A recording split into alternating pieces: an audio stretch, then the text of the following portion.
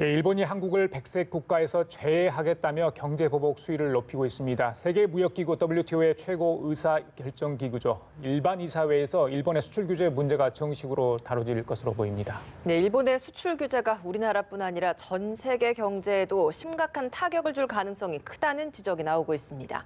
관련 내용들 하종문 한신대 일본학과 교수 최영일 시사평론가와 함께 자세히 짚어보겠습니다. 네, 안녕하십니까. 어서 어서 오십시오. 자, 어제 하 교수께서 나오셔가지고 한일 관계 폭풍 전야 같다 이런 말씀을 해주셨거든요. 과연 일본이 노리는 게 뭔지 궁금하긴 궁금해요. 이제 참여 선거 이후에 어떤 변화를 저희들이 좀 관심을 갖고 봐야 되는데 정말 대화 의지가 있는 건가? 지난번에 문 대통령께서 일본 가셨을 때도 아베 총리하고 만남을 여러 차례 하려고 했는데 못했다는 부분을 어제 홍남기 부총리가 이야기하지 않았습니까? 그렇죠. 일본의 의도 지금 상황으로 봐서는 어디다고 보십니까? 그러니까 지금 일본의 의도에 대해서 처음에는 좀 미시적인 접근을 하다가 우리 국내에서 말이죠. 그러니까 7월 21일 참여 선거에서 지지층인 우익을 결속해서 한국 때리기를 함으로써 지지율을 높이려는 거구나. 근데 지금 일본에서는 지지율이 오히려 하락하는 것으로 나오고 있습니다. 그러니까 큰 도움이 안 되고 있고요. 근데 이게 멈출 생각은 없어 보입니다. 오히려 장기전으로 확대될 가능성이 있는 거죠. 처음에 김상조 정책실장이 아픈 세 곳을 찔렀다. 이 세 가지 부품 소재에 대한 수출 규제에서 더 나가서 백색 국가에서 제외하게 되면 많게는 1,100여 품목까지도 이 규제의 대상이 될 수 있다는 것이죠. 그러니까 내일 모레 이제 이 오후에 아주 중요한 메시지들이 나오게 될 것 같습니다. 한번 기대를 해보고요. 아까 말씀드리는 부분은 그럼 아베 정부는 왜 이런 무리수를 두고 있는 것인가? 그러니까 결국은 처음에 미시적 접근에서 이젠 우리도 시야를 좀 넓히고 있는 과정이에요. 역사를 좀 더 길게 보고 그리고 아베 정부의 지금 이 우리에 대한 조치들이 단기적으로 끝날 것 같지가 않다. 백색 국가에서 한번 배제하면 다시 집어넣는 게 뭐 이게 며칠 몇 달 사이 이루어질 수 없는 일 아니겠습니까? 그럼 이제 무역 제재는 강화될 수 있다는 것이고요. 그럼 왜라는 질문에 대해서 우리가 원인을 찾아야 되겠는데 결국은 2015년 12월 이 박근혜 정부 때 한일 위안부 협정이 전격적으로 이루어지고 국민들은 많이 반대를 했습니다만 그때 어찌 보면 일본의 입장에서는 가장 우호적인 정부 관계를 맺었다라고 생각했을지 모르겠어요. 그런 방식으로 풀어나갈 수 있겠구나. 그런데 문제는 이제 이 촛불 혁명이 일어났고 정권이 이제 조기에 바뀌어버렸죠. 이 상황에서 이제 일본 입장에서는 한국 정부가 이전 정부처럼 만만하게 그냥 쉽게 말씀드리면 핸들링 할 수가 없다라는 문제에 직면했고 그럼 결국은 이 문재인 정부에 대해서 조금 냉담한 전략을 펴기로 한 것으로 보여집니다. 그게 G20에서 드러났던 대목이고요. 이 일본에서는 정상회담 계획 없다 이렇게 발표를 했고 우리 청와대는 그때 뭐라고 했냐면 일본이 준비돼 있지 않은 것 같다. 그러니까 이제 와서 밝혀진 거지만 우리는 접촉을 시도했으나 그쪽이 거부한 것으로 확인이 된 거죠. 그래서 결국은 총칭하면 지금 현재 제 개인적인 분석으로는 아베 정부의 한국 정부 길들이기 전략이 아니겠는가 이렇게밖에 보기는 어렵다 하는 생각이 듭니다. 수출 규제의 이유로 일본에서는 사실 대북 제재 위반을 들었었거든요. 근데 그 이유를 가지고 구체적인 근거는 제시를 하지 못하고 있어요. 이런 일본의 태도는 저희가 어떻게 바라봐야 되는 겁니까? 네, 그렇습니다. 그 부적절한 사안이라고 얘기되면서 기자들이 물어도 대담에서도 전혀 얘기를 하지 않고 있는 뭐 일종의 이제 회피 전략이라고도 보여집니다만 그러니까 그렇게 던지는 얘기는 한국에 대한 것이라기보다는 역시 일본 국민을 향해서 던진 메시지라고 봐야 될 것 같아요. 적어도 지금 현재의 많은 얘기들은 참여 선거를 직접적으로 겨냥한 건 아니지만 그런 정치적 효과도 기대할 수 있고요. 또 하나의 부분은 특히 북한에 관한 얘기를 끄집어내면 아시다시피 한국은 남북이 분단된 국가이고 당연히 북한을 대하는 태도는 두 가지가 있습니다. 보수와 진보. 그런 면에서 보자면 일종의 한국 전체의 여론에 대해서 일본에 유리하게 끌어나가겠다. 그러니까 북한이라는 변수를 활용해서 그러니까 그런 식의 전략이 보인다고 생각이 됩니다. 자, 전략이라고 말씀하셨네요. 정말 일본이 얼마나 이게 준비를 오랫동안 했기에 이런 걸 단계적으로 지금 밟아가고 있는지를 모르겠어요. 이후에 또 어떤 조치를 할지도 모르겠고요. 방금 말씀하신 그 대목과 관련해서는 그렇다면 저희들이 이제 뭔가 확인을 해야 될 거 아닙니까? 그런데 알고 봤더니 일본이 오히려 북한에 뭐 밀수출이 됐고 밀수출을 했다. 네네. 사치품 전략 같은 거, 물자들이 전략 물질 갔죠. 나왔다. 네. 이게 유엔 보고서 전문가 패널에서 확인된 맞습니다. 거 아닙니까? 맞습니다. 이걸 가지고 저희들도 문제 제기를 할 수 있다. 저는 그렇게 보는 거죠. 그러니까 지금 아까 이 하 교수님 말씀처럼 일본 특히 아베 정권의 전략은 아까 이제 길들이기라는 표현을 썼습니다만 뭔가 이 국내 여론에까지도 좀 영향을 미치려는 조짐들은 보여요.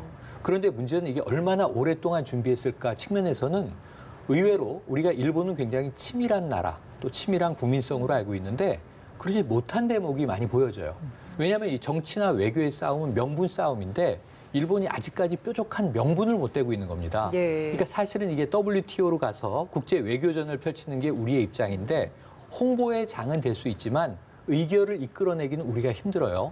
WTO에 제소를 하더라도 이게 1년, 2년 걸려서 승소를 한다 하더라도 큰 효과는 없어요. 그러니까 일본이 그쪽에선 유리해요. 경제적 트랙으로만 놓고 본다면. 그런데 문제는 외교적 상황에서는 일본이 자 그럼 한국을 이제 우호국이 아니라는 거잖아요. 백색 예. 국가에서 빼는 건 아베 총리 얘기가 굉장히 우리 입장에서 놀라운 것이 이렇게 이웃나라라고 역사적인 정말 반목 갈등은 있지만 앞으로 가까워야 할 이웃나라고 교역의 문제에 있어서만은 정부의 터치가 없었습니다. 그래서 약속을 지키지 않는 나라다. 신뢰할 수 없는 나라다. 그래서 심지어는 전략 물자를 한국에 수출했더니 북한으로 넘어가는 정황이 있다. 근데 이거는 지금 아까 말씀하신 게 국내 보수들을 조금 친일 분위기로 끌어들이고 진보와는 척을 져도 할 수 없다라는 갈라치기 전략으로 볼 수 있는데 엉뚱하게 하태경 의원은 바른미래당 의원 아닙니까?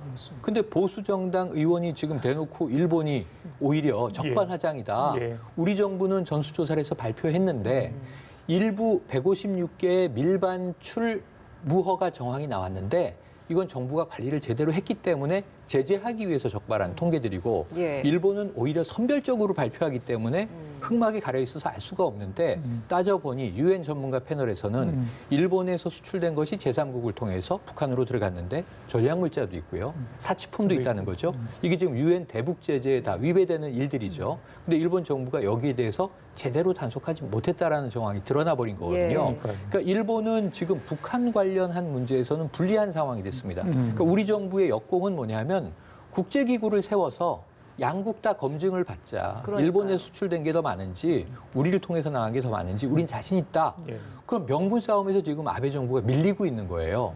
그럼 여기에 응해야 되는 거죠. 당당하게. 일본 정부의 명분이 옳다면. 그 일본 정부는 처음에는 역사 문제 아니라고 했지만 강제징용 공이라는 표현을 아베 총리가 썼고 그다음에 이제 마치 북한과 뭐 모종의 연루가 돼 있는 것처럼 우리 정부를 몰아붙이다가 12일 날 그 우리가 홀대당한 과장급 이제 사무적 설명회죠. 일본식 표현으로는. 예. 거기서는 오히려 북한 문제가 아니라고 다른 부적절한 사안이라고 이야기를 했다가 아까 교수님 말씀처럼 부적절한 게 무엇인지는 끄집어내놓지 못하고 있는 상황이라면 저는 이제 외교전으로 펼쳐지게 되면 일본이 무엇을 꺼낼 것인가. 그렇다면 의외로 준비돼 있지 않다. 그러니까 일본답지 않다라는 측면이거든요. 그러면 아베 총리의 뭔가 좀 긴급하고 곤궁한 상황 때문에 예. 이러한 그 한국 때리기가 시작된 것은 아닌가. 근데 시간의 흐름은 지금 일본에 불리합니다. 하지만 일본은 장기전으로 나올 것 같습니다. 왜냐하면 그 사무적 설명의 장면을 보면요. 예. 일본이 저렇게 할 수는 없는 거예요. 6시간 얘기했는데 우리 정부가 공식적으로 요청한 것도 회의록에 들어있습니다라고 우리 과장들이 이야기하는데 일본에서는 그런 아니라고 철회 요구를 공식적으로 받은 바 없다. 그러면 들은 얘기도 안 들었다고 지금 우기는 상황이면 어떻게 이걸 외교적으로 풀어갈 것인가. 제3자가 만약 증인으로 앉아있는 상태에서는 이 문제를 일본은 뭐라고 답할 것인가를 예. 보면은 저는 참 일본의 속내가 더 궁금해지는 대목입니다. 일본이 사실 이렇게 계속해서 경제 제재를 하고 하면 이게 결국에 장기적으로 끌고 갈수록 전 세계적으로 이제 타격이 있을 수밖에 없다라는 이야기가 나오고 있잖아요. 이렇게 네. 되면 이게 결국에는 일본이 뭐 계속해서 자체적으로 결국엔 또 일본 내 기업에게도 피해가 가게 될 텐데 이렇게 막무가내 식으로 일본이 계속해서 수출 규제 조치를 강행하려고 하는 태도는 저희가 어떤 이유 때문이라고 해석을 해야 되는 겁니까? 그러니까 지금 말씀하신 수출 규제에서 예. 결정적으로 일본의 그 외교가 그 실책이라고 아니면 지금 현재 아베 정부의 여러 가지 방침이 잘못되었다라는 판단에 내려지는 것은 역시 WTO 제소라고 생각이 됩니다. 그렇지 않은 부분 미국이 중재하더라도 일종의 정치적인 타결이 되는 것이고요. 잘못된 것을 판단하는 데서는 WTO의 제소가 그렇죠. 해결책이다. 예. 그런 면에서 보자면 지금 아베 정부가 하고 있는 세 가지 품목에 대한 그러니까 그게 일종의 예선전이라면 본선은 분명히 백색 국가에 제외하는 겁니다. 근데 이 두 개는 연결돼 있거든요. 예. 근데 백색 국가의 제외도 일본 정부에서 아마 법적인 검토를 거치면서 WTO에 저촉되지는 않을 것이다. 이거 굉장히 장담하고 있는 부분입니다. 제가 보더라도 그 부분을 가지고 일본에서 계속적으로 이제 결정적인 지점은 이게 강제동원 재판에 관한 부분의 보복이 아니다라고 얘기하는 부분은 WTO를 염두에 둔 것이라고 생각할 수 있고요. 그런 면에서 보면은 WTO가 특별히 한국에 유리하지만은 않다. 다만 근데 명분은 누가 보더라도 지금 현재 모든 관측자들이 얘기하는 것은 강제동원 재판에 대한 문제이다.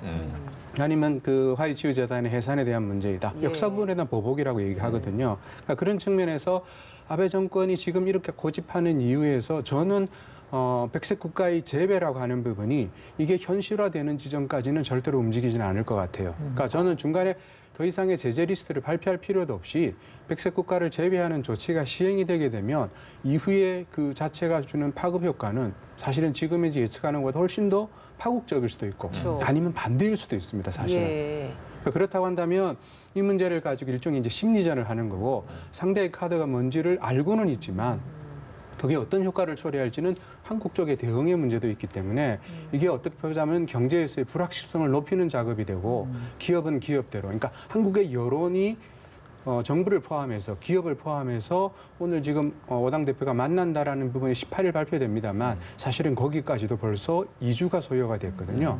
그런 정도로 일본 정부 쪽에서는 어쨌든 한국의 전선을 흐트러뜨리는 거예요. 이게 현재로서는 가장 당면한 그러면 목표라고 실질적으로 생각합니다. 백색 국가 재배까지는 가지 않고 그 전에 이제 이런 카드가 있다라는 걸 보여주는 단계까지 그리고 8월 중순쯤에 만약 백색 국가가 제외가 된다면 8월 중순쯤에 이제 이게 실제 시행이 되는 것인데 그 전에 뭐 외교적인 거나 이런 대화적으로 해결을 할 거다라고 보신다는 겁니까? 아니요. 그 부분은 일본이 절대로 주도적으로 나설 것 같지는 않고요. 아베 수상으로서는 이 문제 자체를 했을 때 굉장히 준비를 오래 했고요. 예. 그다음에 이 부분은 이제 그 강제동원 재판에 관한 얘기, 화해치유 재단도 있습니다만 그 전에 2006년에 일기 집권을 했을 때도 역시 역사 문제로 위안부 문제, 미 의회에서의 결의, 그러니까 이런 것들은 아베 정권의 치명타였었거든요. 예. 역사 문제를 절대로 한국에 밀리지 않겠다라는 얘기는 지금 아베 정권을 포함한 보수 인사들이 가지고 있는 공통적인 목표입니다. 그러니까 그 점과 관련해서 자신들의 정권을 희생하더라도 정도까지는 아닐지라도 그에 준하는 사태까지는 어쨌든 한국과 전면전을 하겠다라고 보는 것이 예. 저는 맞다고 생각이 되고요. 다만 그 과정에서 일본이 얼마나 준비했는가는 일단 외무성에 입장하고 그다음에 지금 현재 규제를 책임지고 있는 경제통상성하고는 조금 입장이 다릅니다. 그런 측면에서 수상과 안전위생과 그다음에 아시다시피 여러 가지 여론의 동향이라는 부분도 수출 기자 자체에서는 그렇게 예. 호의적이지는 않거든요. 예, 그게 여론 말씀하셨으니까 어제 여론조사 결과에 아베 총리 오히려 저 지지율이 떨어졌더라고요. 네. 지금 21일 참여연 선거인데 얼마 남지 않았습니다. 지난번에 중의원에 이겼기 때문에 참여연도 많이 기대를 하고 있는 것 같은데 결국 마음속은 개헌 아니겠습니까? 예. 거기까지는 미치지 못할 것이라는 게 일본의 의견인가요? 아니면 어떻습니까? 참여연 선거 전망을 어떻게 보시나요? 예, 지금 현재 대충의 예상은 원래 자기들이 얘기했던 거 연립 여당, 공명당하고 자민당이 합쳐서 과반을 넘어가면은 뭐 어쨌든 지진 않았다. 예. 그 승패 라인이라고 표현을 하는데요. 예. 근데 거기에서 3분의 2까지 가는 것인가? 이 부분 아직까지 미묘한 것 같습니다. 지금 현재 2할 내지 3할 정도가 아직 그 마음을 정하지 않았다라고 얘기되는 측면이라면 그 과정에서도 당장 참여연 선거에서도 유리하게 움직일 것이다, 효과가 있을 것이다라고 판단하면 아베 수상으로서는 21일까지도 절대로 한국 정부 여러 가지 부분에 대해서 동의하지 않는 모습, 확고하게 밀고 나가겠다라는 메시지를 계속 발할 거라고 생각해야죠. 일본 내 여론 관련된 거라 좀 하나만 좀 더 여쭤보도록 하겠습니다. 일본 국민의 56%가 일본의 이 수출 규제에 찬성한다라는 입장을 보였다는 여론조사 결과도 있습니다. 그런데 사실 아베 총리의 지지율은 하락하고 있다. 네. 이 두 가지를 저희가 좀 어떻게 같이 좀 보고 해석을 해야 되는 겁니까? 네, 지지율은 어쨌든 이게 대부분 한 달에 한 번이라거나 굉장히 정기적으로 조사를 하기 때문에 우리가 일희일비할 필요는 없을 것 같고요. 떨어진 부분은 지금 지난달에 일본에서 터졌던 가장 대형 악재가 연금 2천만 원에 관한 발언들이었습니다. 그러니까 지금 연금을 열심히 부어봐야 2천만 원이 부족하다.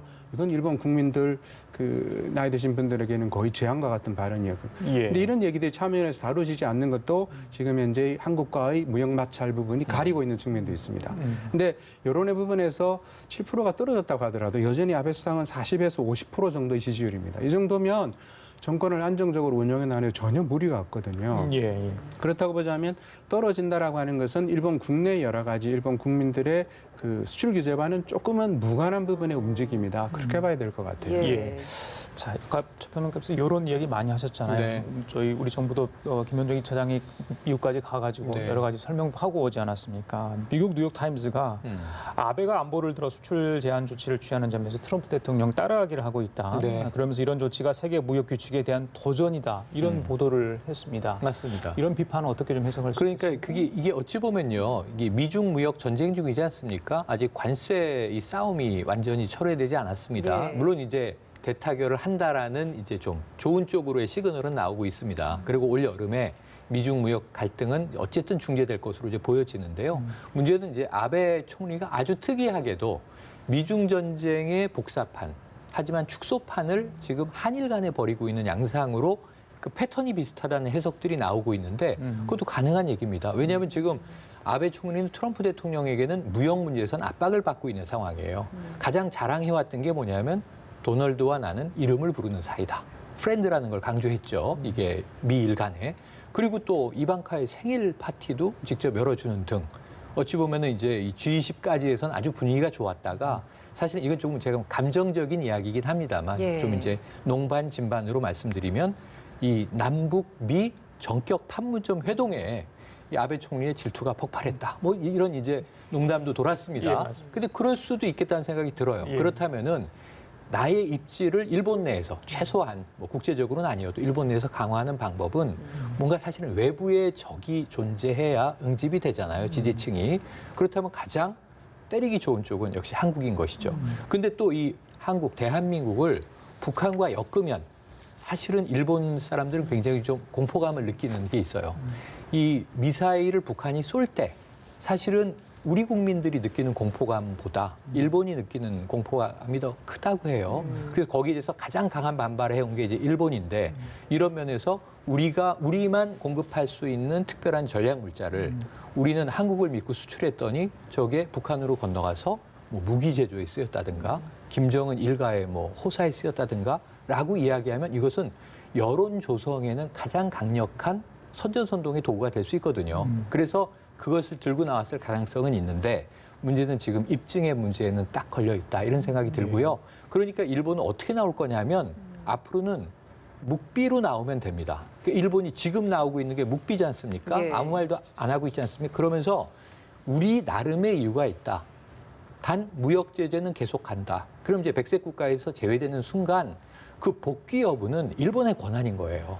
왜냐하면 일본이 우리가 우호국으로 판단하면 특혜를 주는 거고 무역에 있어서 우리가 특혜를 줄 수 없는 비우호국으로 생각해서 배제했기 때문에 WTO에 가도 아까 말씀하신 승사는 일본은 자국의 결정이지 여기에 대해서 이건 우리가 공정무역에 걸릴 것은 없다. 왜냐하면 뭔가 공정한 무역을 저해하는 제재를 하는 게 아니라 특혜를 주다가 특혜를 주지 않고 전공법 트랙에 걸겠다라는 이제 명분인 거거든요. 그러면 이 부분은 우리 일본의 의사결정이므로 예. 한국이 뭐라 하지 마시오 하면 우리는 무역의 타격은 받으면서 속으로 앓을 수밖에 없는 상황이 되거든요. 저는 예. 18일 날 이제 청와대 회동에서 가장 우려되는 부분이 이 보수 야당들이 저자세 외교를 대통령에게 요구하게 되면 이때부터 국론이 분열되고요.